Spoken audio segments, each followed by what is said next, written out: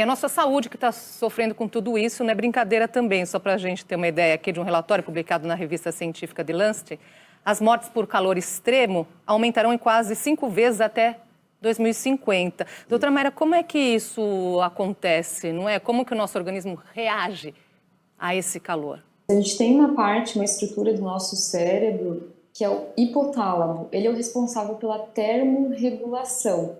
Então, ele que mantém a nossa temperatura estável. Por exemplo, quando está muito quente, às vezes faz a gente suar e faz a gente tentar fazer um equilíbrio. Quando está muito frio, né, você treme, se encolhe para conseguir manter a temperatura do corpo. Ele que comanda essas respostas do nosso corpo. Quando a temperatura ambiente externa está muito alta, ele não consegue fazer essa termorregulação. Ele não consegue deixar a nossa temperatura do corpo numa temperatura ideal. E aí ele começa a entrar no que a gente chama de um colapso do hipotálamo e desenvolve, então, doenças como estresse por calor. Além disso, a gente tem várias outras questões que são relacionadas, como desidratação, cãibras, principalmente para atletas, né?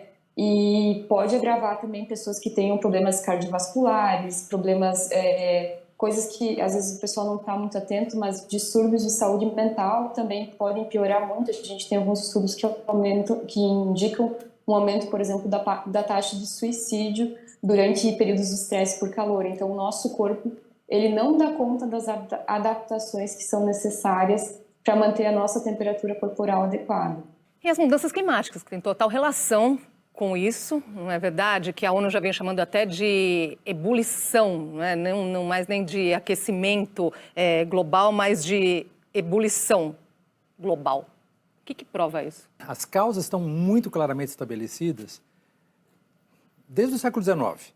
Quer dizer, que existe uma relação direta entre a densidade, a concentração de alguns gases na atmosfera, basicamente o CO2, o metano, o CO2 é o dióxido de carbono, né? E o metano, é o óxido nitroso também, que fazem com que quanto maior é a concentração desses gases, mais a capacidade de dissipação do calor do sistema Terra diminui, porque eles retêm exatamente essa radiação infravermelha que é rebatida do sistema Terra para fora, para o espaço.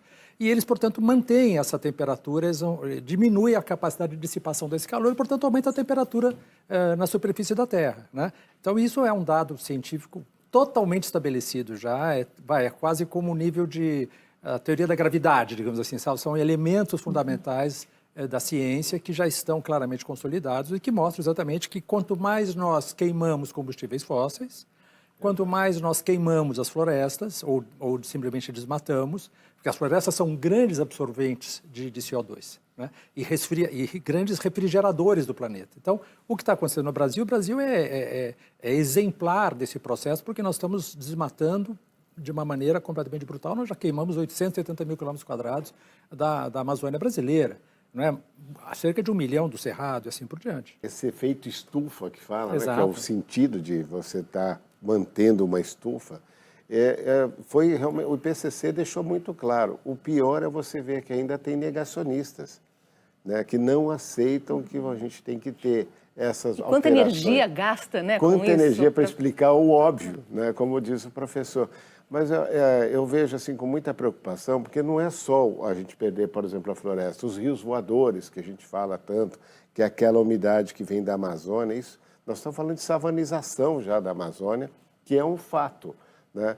Agora mesmo conversarmos sobre a questão das queimadas no Pantanal, que evoluíram de forma muito dramática. Nós estamos praticamente liquidando um ecossistema do Brasil, um bioma do Brasil. Então, eu acho que esse fato hoje, já medido, tudo, exige que a gente pense essa emergência climática. Eu tenho falado isso, os municípios, né, nós vimos aí uma lista de municípios que estão impactados, de forma que, ou com a chuva, ou com esses fenômenos de ventos, até mesmo de tsunami, como a gente viu um caso, tem que já pensar o que fazer com isso, como é que nós vamos mitigar, como é que nós vamos fazer isso para as pessoas que estão vivendo ali.